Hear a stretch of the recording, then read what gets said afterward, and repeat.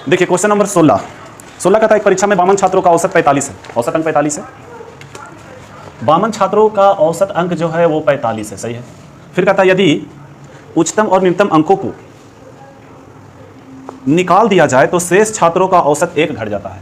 अब बताइए, अब ये समझिए ग्रुप के माध्यम से कि 52 व्यक्ति कहीं घूमने जा रहा था, 45 रुपया इकट्ठा किया, इसमें से दो व्यक्ति निकल जाएगा तो बचेगा कितना, 50 व्यक्ति। औसत में 1 की कमी तो 44 हो जाएगा, सही है।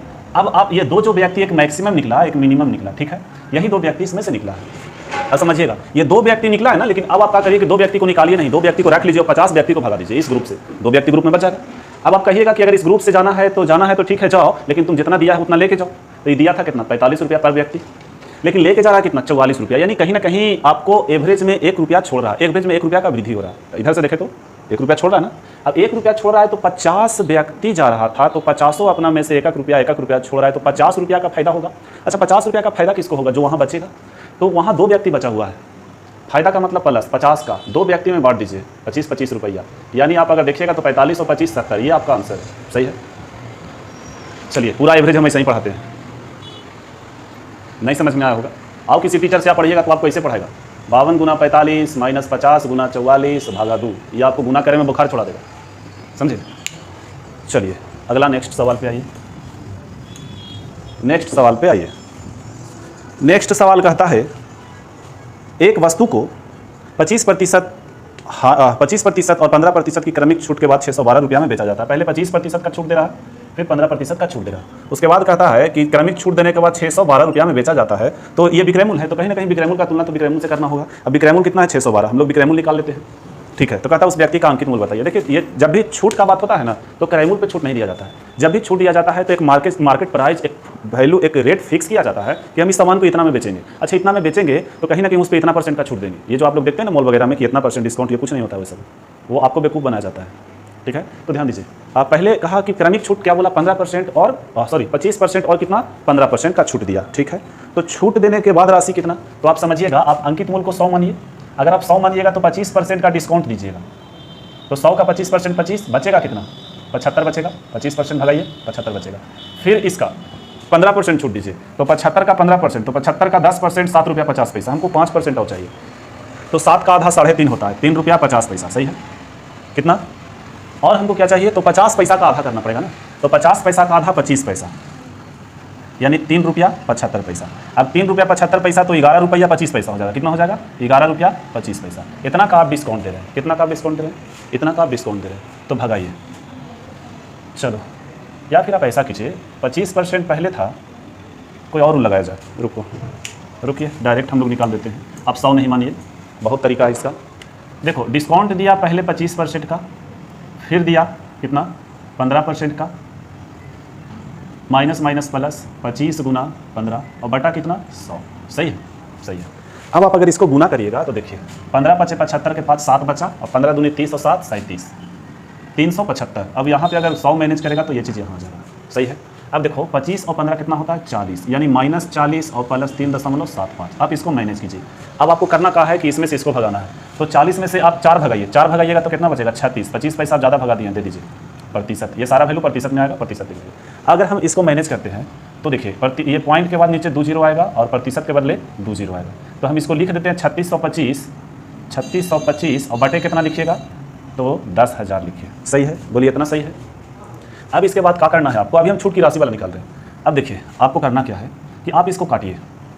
कई बार में कटेगा, तो 25 से काटिए। 36 दूना 72 दूना 144 और 145 बार में ये कट जाएगा। 25 से काटिए। तो अगर हम 25 से काटेंगे तो ये 25 चौके 100 यानी 400, सही है। फिर अगर हम 5 से काटें तो 5 दूना 10, 5 9 45 और 5 8 40, यानी हम यहाँ कर सकते हैं कि 29/80। अब बात समझिएगा, यहाँ फ्रैक्शन वैल्यू आया 29/80, यानी 80 रुपया दाम था उस वस्तु का। आप छूट कितना दिए 29 का, तो आप बेचे कितना में, तो आप 80 में से 29 भगाइए। आप ऐसा करिए, आप 80 में से 30 भगा लीजिए तो बचेगा कितना 50, 80 सॉरी सही है। 80 में से 30 भगाइएगा तो बचेगा कितना 50, लेकिन आप एक ज़्यादा भगा लिए तो एक दे दीजिए, 51 काम था। अब बताइए वस्तु था 80 रुपया का, नुकसान हुआ कितना का 29 का, तो बेचे कितना में 51 में। विक्रय मूल्य का तुलना विक्रय मूल्य से। आपसे अंकित मूल्य पूछा, अंकित मूल्य 80 गुना करिए, लीजिए ये आपका आंसर है, ठीक है। चलिए अगला सवाल पे आइए।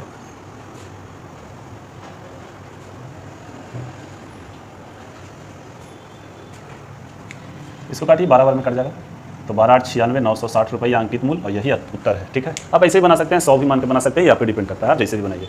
ये सेट का सोल्यूशन है। चलिए अगला सवाल पे आइए।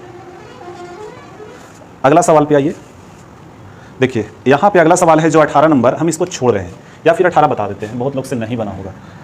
कहता है 9.3/4 प्लस बड़ा ब्रैकेट 2.1/6 डिवाइड है, ये मंझली ब्रैकेट, उससे पहले हाँ सही है, सही है, सही है,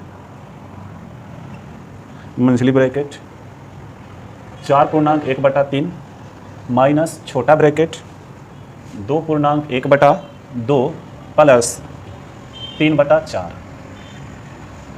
चलो यही कहता है कि मान ज्ञात कीजिए इसके बराबर क्या आएगा। सही है। देखिए आपको कुछ करना नहीं है, आपको करना क्या है, अब कहिए कि जब कुछ करना नहीं है तो फिर करें कैसे, क्या करें कि बन जाए। तो एक्स्ट्रा कुछ नहीं करना है, ज़्यादा एक्स्ट्रा कुछ नहीं करना है आपको। सब देखिए अभी आप यहाँ पे जो ये दिया हुआ है आप इसको सही कर लीजिए। तो 9 चौके 36, 36 और 3 39, 39/4, 39/4 लिखिए। ठीक है, प्लस ब्रैकेट 6 दूनी 12 1 13/6 भागा है, लिख दीजिए मंझली ब्रैकेट 4 तिया 12 1 13/3 माइनस अंदर आइए 2 दूना 4 1 5/2 प्लस 3/4, 3/4 ही है ना, देखिएगा सही है। अब आपको करना क्या है कि आपको सबसे अंदर वाला जो ब्रैकेट है ना वहाँ से काम शुरू करना है। अब यहाँ से काम शुरू करिएगा तो हमको ये बताइए कि आप इसका एलसीएम लीजिएगा।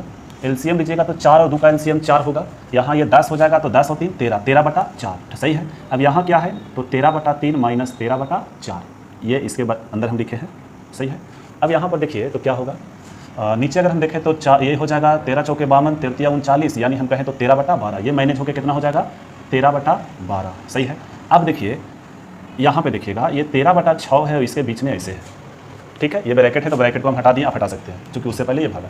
अब भागा का उल्टा गुना होता है, हम इसको गुना कर देंगे तो ये 12/13 हो जाएगा, 13/12, 12/13 ना, 12/13 सही है। अब देखिए 13 से 13 कट गया तो 6 दूना 12, 2 मरतबे कटा। इसका मतलब यहाँ से जितना ये वैल्यू था यहाँ तक ब्रैकेट का अंदर का मामला सारा 2 रुपया में कन्वर्ट हो गया, तो आप 2 लिख दीजिए। देखिए ये सवाल को कलम लगा के नहीं बनाया जाता है, तो हम लिखेंगे 39/4 प्लस 2। अब इसका एलसीएम मैनेज करिए कितना होगा, 4 दूनी 8, ये 39 प्लस 8/4 सही है। 9 8 17 के साथ 1 बचा, 3 1 4, 47/4 ये आपका उत्तर है, उतार लीजिए।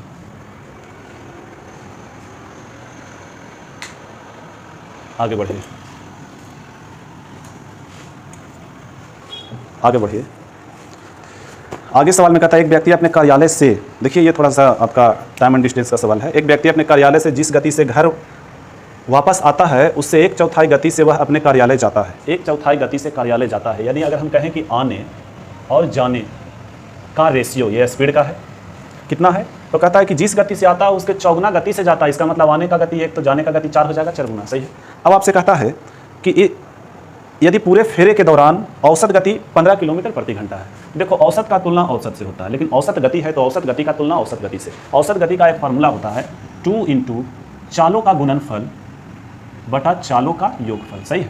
तो 4 दूनी 8/5। अब बताओ, प्रश्न कहा 15 औसत है, आने जाने का हम लोग कहेंगे 8/5। सही है। आपसे क्या पूछता है, आपसे पूछता है तो कार्यालय जाने के दौरान उसकी गति क्या रही होगी। जाने के दौरान 4 से गुना कर लीजिए।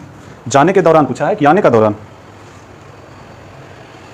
तो कार्यालय जाने का दौरान पूछा है।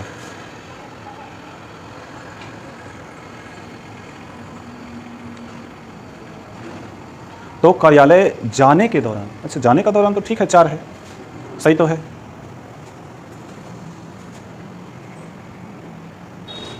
देखिए मामला क्या है कि कहता है कि जिस गति से वो घर आता है उसके 1/4 से वह जाता है, तो 1/4 कहने का मतलब 1/4 होता है, तो इसका रेशियो 4:1 हो जाएगा। सही है। अब सही है। तब आपसे पूछा है कि जाने का बताइए, तो 1 से गुना करेंगे, जाने का 1 है। अब ये 5 ऊपर चल जाएगा तो 15×5 = 75/8 किलोमीटर प्रति घंटा, ये आपका उत्तर है। हम पढ़ने में थोड़ा मिस्टेक किए थे। चलिए आगे बढ़िए।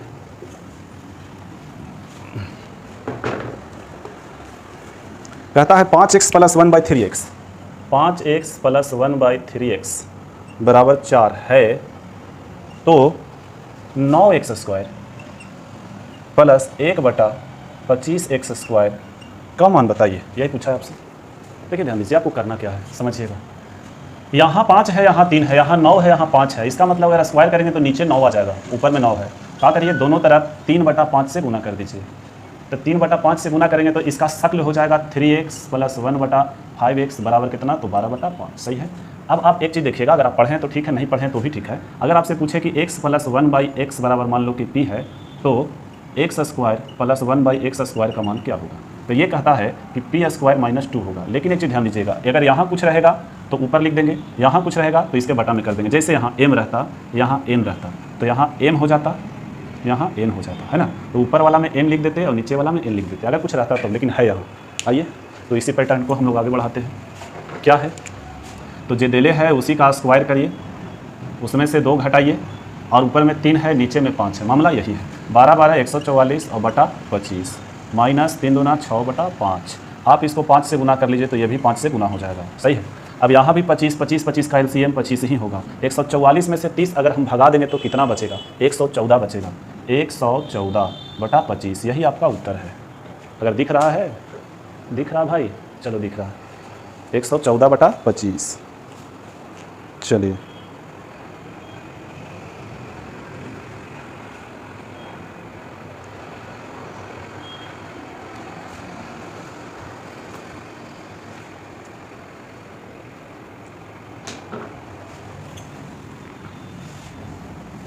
चलिए आगे बढ़िए। सोनू अपनी आय का 15% बचा लेती है। एक सोनू लड़की का नाम है जो कहती है उसका जितना भी आय है और खर्च करके उसमें से बचत भी करती है। तो आय तो 100% यानी 100 रुपया, बचत है 15%, तो कहीं ना कहीं खर्चा 50 ही होगा।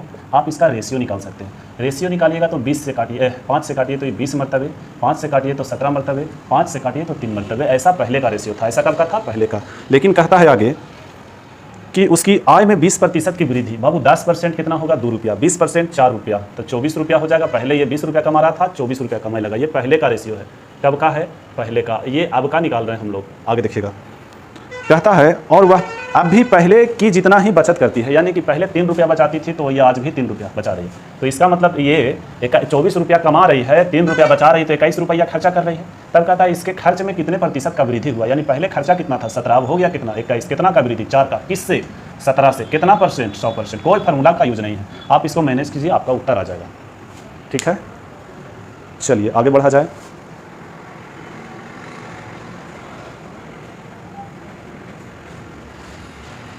आगे बढ़िए, काट लीजिएगा। चलिए आगे बढ़िए।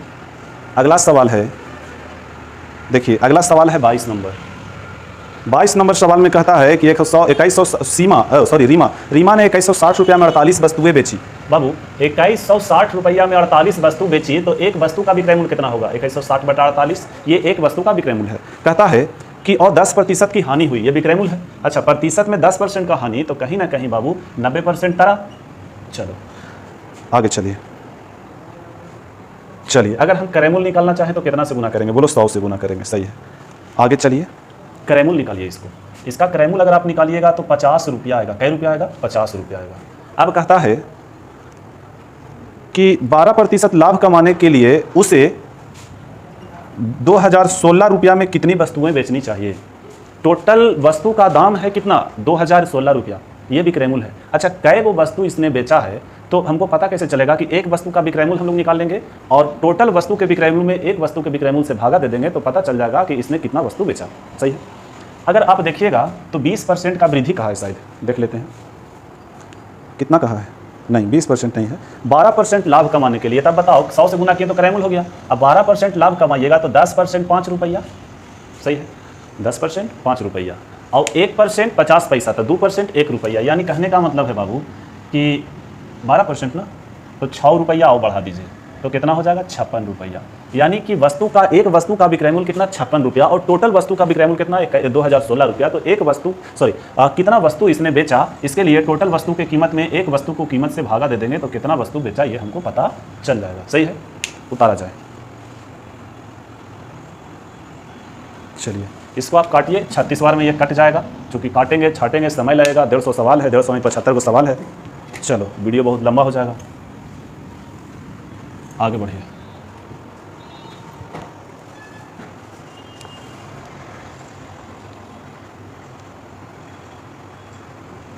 देखिए कहता है कुछ वस्तुओं का औसत 54.6 है। अब कुछ वस्तु कै गो है पता नहीं, आप 100 गो मान लीजिए।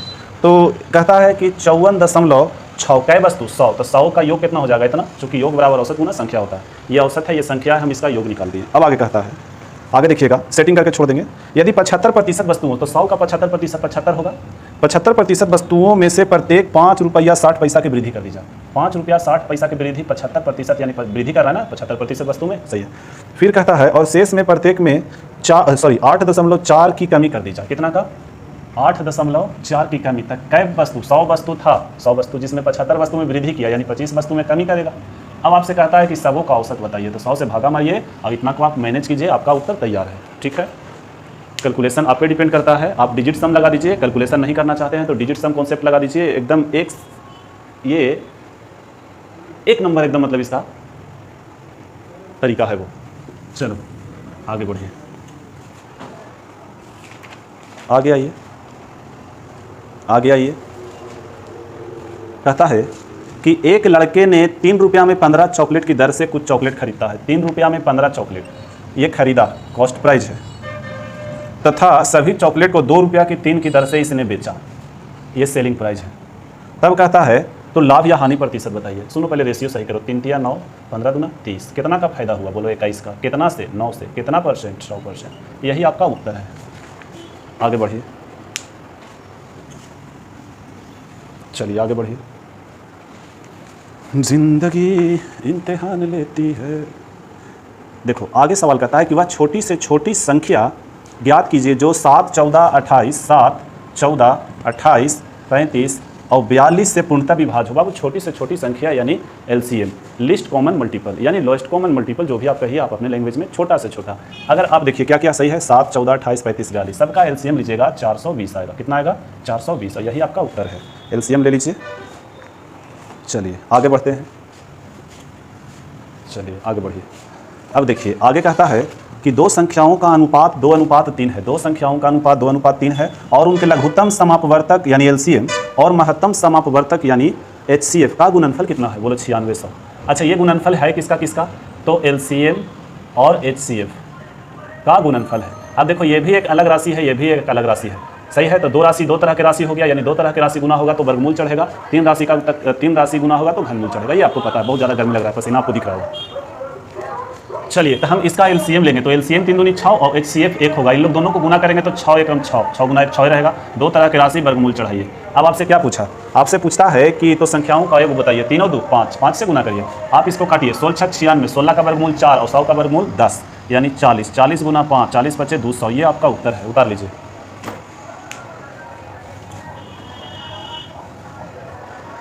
चलिए आगे बढ़िए। देखिए अब अगला सवाल है जो स्थानीय मान का है।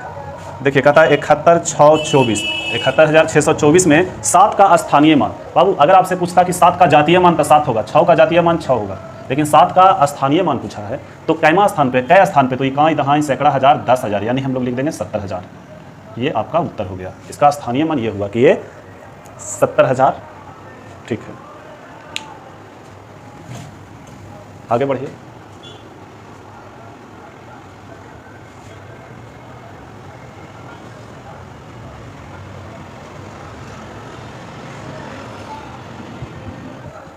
चलिए देखिए क्वेश्चन नंबर आप देखिए 28 में कहता है कि सुमेत एक वस्तु को एक निश्चित मूल्य पर बेचता है यदि वह उसे उसके विक्रय मूल्य के 4/5 भाग पर बेचता। विक्रय मूल्य हम 100 मान ले रहे हैं, ठीक है, जब जैसा तब तैसा। तो विक्रय मूल्य का 4/5 80 होगा। विक्रय मूल्य का 4/5 80 होगा, यानी 80 रुपया में बेचेगा तो 10% का क्या होगा? नुकसान होगा, तो यानी 90 हो जाएगा। अगर हम विक्रय मूल्य ओरिजिनल निकालना चाहें तो कितना हो जाएगा? 100। ठीक है,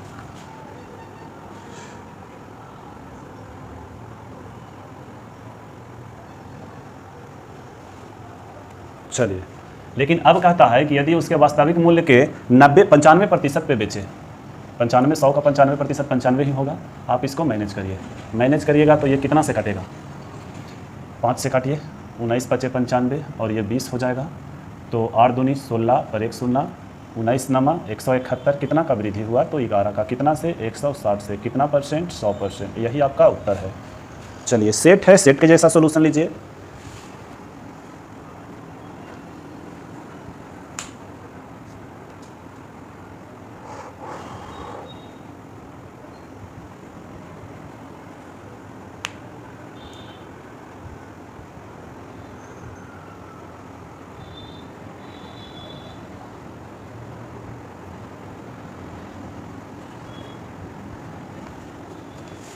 अगला सवाल देखिए, अगला सवाल देखा जाए। कहता है किसी फैक्ट्री में 8:7 के अनुपात में कर्मचारियों की संख्या कम कर दी जाती है। संख्या है जो कम कर रहा है 8:7 के अनुपात, यानी पहले था और अब ऐसा हो गया। सही है, पहले 8 को नहीं बोल सकते आप, ये रियल वैल्यू नहीं, ये रेशियो है। अब कहता है उसके प्रति व्यक्ति का जो वेतन है, प्रति व्यक्ति का जो वेतन है वो कितना 7:2 के अनुपात में वृद्धि कर रहा है। तो हमको बताइए कि अगर कुल वेतन में वृद्धि होगा कि कमी होगा। तो आप समझिएगा, आप इसको ऐसे काट सकते हैं, 7 एकम 7, 7 से 7 कट जाएगा और ये हो जाएगा 4। तो 4:1, यानी पहले वेतन 4:1, पहले 4 अब 1, यानी 4:1 के अनुपात में कमी आपका उत्तर है। चलिए उतार लिए होंगे, आशा विश्वास है हमको। आगे चलिए, अगला सवाल पे आइए। सवाल नंबर 46। जहाँ जहाँ मैथ है, रीजनिंग है, वहाँ वहाँ हम बताने का कृपा कर रहे हैं, ठीक है कोशिश कर रहे हैं। आइए देखिए, ए बी सी की आय कितना है 5 ए और बी की आय 5:3 में है। ए और बी का जो आय है वो 5:3 के अनुपात में है। और फिर कहता है ए बी सी के खर्च 8-5-2। अच्छा देखो बाबू, कमाने वक्त सी नहीं था, जीरो नहीं समझना इसको। कमाने वक्त सी नहीं था, लेकिन खर्च करने का बारी जब आया तो सी पहुंच गया। तो आपसे पूछा है कि बचत बताइए, लेकिन कुछ नियत राशि इसमें दिया गया है। क्या दिया गया है कि यदि सी 2000 रुपया खर्च करता है, 2000 बनाने के लिए 1000 से गुना, तो यहाँ भी 1000, यहाँ भी 1000 से गुना। सही है, आगे भी कुछ बोला होगा। और बी 700 रुपया बचाता है, 700 रुपया ये बचाता है, इसका मतलब ये कमाता होगा कितना, तो 5000 यहाँ खर्च कर रहा है और बचा रहा है 700, यानी 5700 रुपया ये कमाता होगा। तो 1900 से यहाँ हम गुना कर लेंगे, 19 या 57, यहाँ भी 1900 से गुना करना होगा। चलिए, तब आपसे पूछा है कि ए का बचत कितना है। बाबू 19-25 9500 ये कमा रहा था, 8000 खर्च कर रहा था, तो 1500 बचा रहा था, यही आपका उत्तर है 1500। चलिए आगे बढ़िए, इंक खत्म हो गया है, देखते हैं। और मार्कर सही चल रहा है, बिल्कुल बहुत अच्छा चल रहा है। चलिए ये भी बन गया, आगे बढ़िए, आगे बढ़िए तो और धाकड़ धाकड़ सवाल मिलेगा। अगला सवाल पे आइए। आपसे कहता है n,n+1। देखिए, आपके पास अगर किताब रहेगा तभी आप ये सोल्यूशन का फ़ायदा उठा सकते हैं। मतलब किताब नहीं, कहने का मतलब अगर आप मेरे पास सेट मार रहे हैं तो इसका सोल्यूशन आप यहाँ पे देख के आप कर सकते हैं। देखिए कहता है n,n+1, n+2, n+3, n+4 और n+5 का औसत बताइए। तो आप समझिएगा n+1, छोड़ो बड़ा लिखते हैं, n+1, n+2, n+3, n+4 और n+5। सही है, कै व्यक्ति है तो 1 2 3 4 5 6, 6 से आप भागा इसको मारिए। तो 6 से भागा मारना है, इसका मतलब आप n को जोड़िए, 1 2 3 4 5 6, 6n प्लस 5 4 9 3 12, 12 2 14, 14 1 15, 15 भागा कितना 6, इसको काटिएगा तो n प्लस 5/2, यही आपका उत्तर है। चलो option number B right answer, उतार लीजिए, आगे बढ़िए। आपके पास सवाल होगा तब समझ में आएगा, नहीं होगा तो समझ में नहीं आएगा। आप सवाल वीडियो में देखिए। अगला सवाल 49 नंबर है। 49 नंबर कहता है कि 3.36 पे बार है, मतलब रेकरिंग है, माइनस 2.05 पे बार है, प्लस 1.33, ये 3 पे रेकरिंग है। तो आपसे इसका आंसर पूछा है। देखो ध्यान दो, आपको कुछ नहीं करना है क्या, मेरे साथ आइए। प्लस वाला को घटाइए, प्लस वाला को जोड़िए, माइनस वाला को घटाइए। तो बताइए 3 रुपया 1 4 रुपया, 4 रुपया में से 2 रुपया जाएगा, 2 रुपया बचेगा, पॉइंट। अब बात समझिएगा। अब हम लोग क्या करेंगे, तो ये 36 पैसा में से 5 पैसा जाएगा तो 31 पैसा, और 31 पैसा और 33 पैसा जुट जाएगा तो 31 पैसा और 33 पैसा कितना हो जाएगा 64 पैसा, तो 0.64। और इस पर ऐसे रेकरिंग दे दीजिए, आपका उत्तर है। चलो ये था सवाल नंबर 49। चलो ऑप्शन डी फॉर दिल्ली। आगे चलिए, क्वेश्चन नंबर आप 50 देखिएगा। तो 50 कहता है निम्नलिखित में कौन सा सही है। देखिए आपको हम ए को चेक करके बता रहे हैं, दूसरा का भी बता देंगे। 4 ऑप्शन है, दुइये को चेक करेंगे। 2/3 से बड़ा है, 3/5 से बड़ा है, 11/15। ये इसने कहा, ये प्रश्न ने कहा। अब आप इसका कन्फर्मेशन कीजिए, कंफर्म कीजिए कि ये सही कहा या गलत कहा। तो क्रॉस प्रोडक्ट, अब क्रॉस गुना आप लोग जानते होंगे, 5 दूना 10 और 3 तिया 9। यहाँ आ रहा है 10, यहाँ आ रहा है 9। अब यहाँ ये 10 बड़ा कि 9 बड़ा, बोलो 10 बड़ा, लेकिन यहाँ तो छोटा दिखा रहा है, तो ये आपका गलत हो जाएगा। ऑप्शन अगर हम बी चेक करेंगे तो बी में क्या कहता है कि 3/5 से बड़ा है 2/3, से बड़ा है 11/15। जरा इसको देख लेते हैं। 3 तिया 9, 5 दूना 10, यहाँ 9 यहाँ 10, सही है। 11 तिया 33, 15 दूना 30, यहाँ 30 यहाँ 33, सही है। इसका मतलब कि आपका बी ऑप्शन सही है। आगे बढ़िए।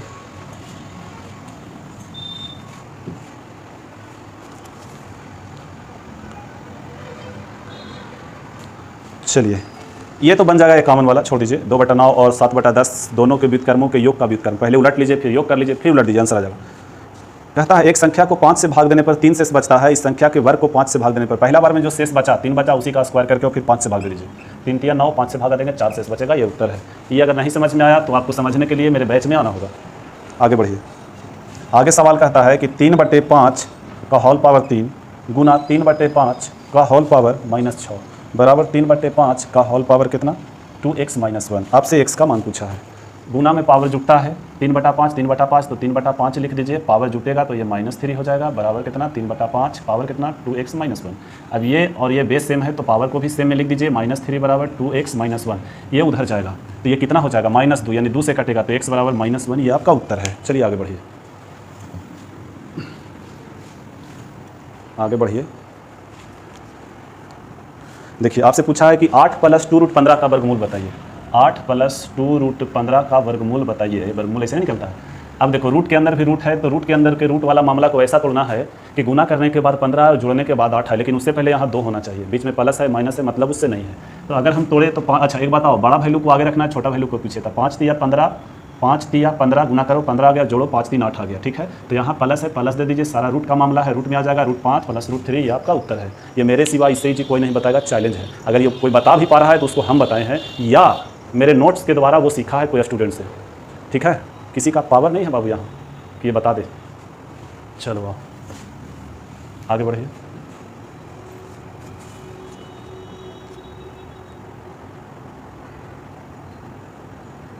चलिए अब देखिए, आप थोड़ा सा यहाँ देखिएगा, क्वेश्चन नंबर 56। अच्छा क्वेश्चन नंबर 55 भी है, क्वेश्चन नंबर 55 समझा देते हैं। कहता है एक संख्या को जब 4, 5, 6 और 9 से विभाजित किया जाता है तो प्रत्येक स्थिति में शेष 3 बचता है, ठीक है। यदि वह संख्या 4 अंकों की छोटी से छोटी संख्या, 4 अंकों की छोटी से छोटी संख्या 1000 होगा। अब 1000 को क्या करना है कि 4, 5, 6, 9 का एलसीएम लेके भागा देना है। जो शेष बचेगा उसका और जो भागफल है उसका दोनों में अंतर कीजिएगा। अंतर करने के बाद बचेगा उसको आप क्या करिएगा, संख्या में जोड़ दीजिएगा, छोटी से छोटी संख्या में, ठीक है। और उसके बाद 3 और जोड़ दीजिएगा, चूंकि 3 बचाना है। इतना जब निकल जाएगा उसके बाद अंकों का योग कर लीजिएगा, आपका मामला सेट हो जाएगा। अगर फिर भी समझ में नहीं आया होगा तो आप लोग क्लास में आकर पूछ लीजिएगा, ठीक है। चलिए आगे बढ़िए। 56 देखिए, 56 कहता है कि उस विकल्प का चयन कीजिए, वही है। आगे देखिए 6:50 समानुपात 11:8। ये असल में ये रेशियो का सवाल नहीं है, ये जो है ये रीजनिंग का सवाल है, ठीक है। ये किसका सवाल है, तो रीजनिंग का सवाल है। आइए कुछ उपाय करते हैं, कुछ तरीका लगाइए। अगर हम 6 का स्क्वायर कर दें 36 और 6 में 1 जोड़ दे 7, 7 दूनी 14, लगता है 50 हो गया, है ना। तो यही काम यहाँ करना पड़ेगा, 11 का स्क्वायर करना पड़ेगा जो 121 होता है, और 11 में 1 जोड़िए 12, 12 को 2 से गुना करिए 24 आएगा, इसको जोड़ दीजिए 5, 4, 1, 145 इज राइट आंसर। आगे बढ़िए। आगे रीजनिंग है, फिर से देखिए आगे फिर से रीजनिंग है।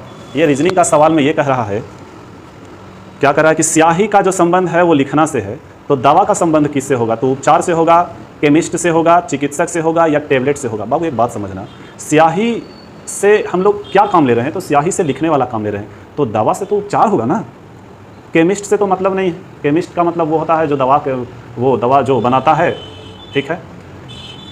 और चिकित्सक ये तो डॉक्टर हुआ, ये तो डॉक्टर का डॉक्टरी विभाग अलग हुआ और दवा वाला अलग हुआ। आप लोग को लगेगा एक जैसा, लेकिन आप डॉक्टरी लाइन में आइएगा तो आपको पता चलेगा कि दवा का एक अलग विभाग है और डॉक्टरी का एक अलग विभाग है, सही है।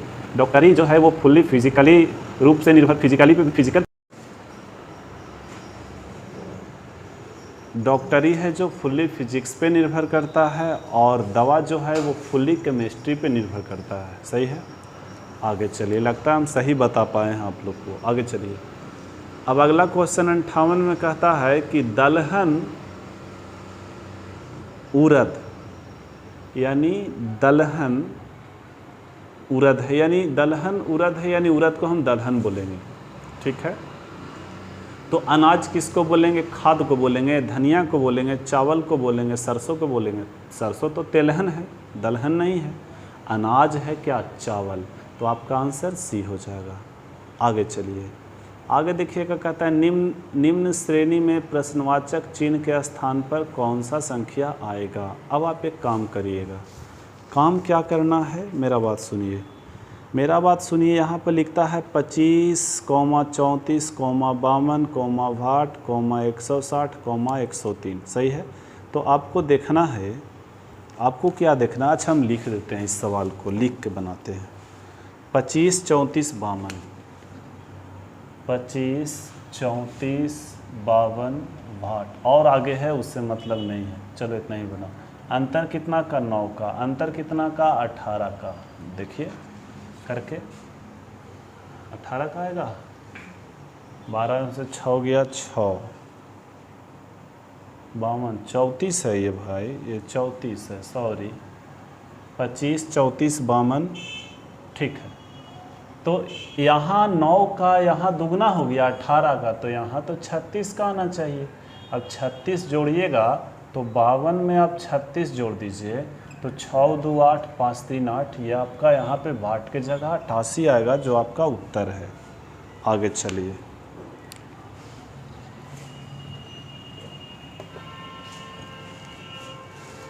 आगे चलिए, कहता है कि जिस प्रकार सिलाई धागे से संबंधित है, सिलाई किससे होता है, धागा से, तो उसी प्रकार लेखन जो होगा वो स्याही से संबंधित होगा। आगे चलिए,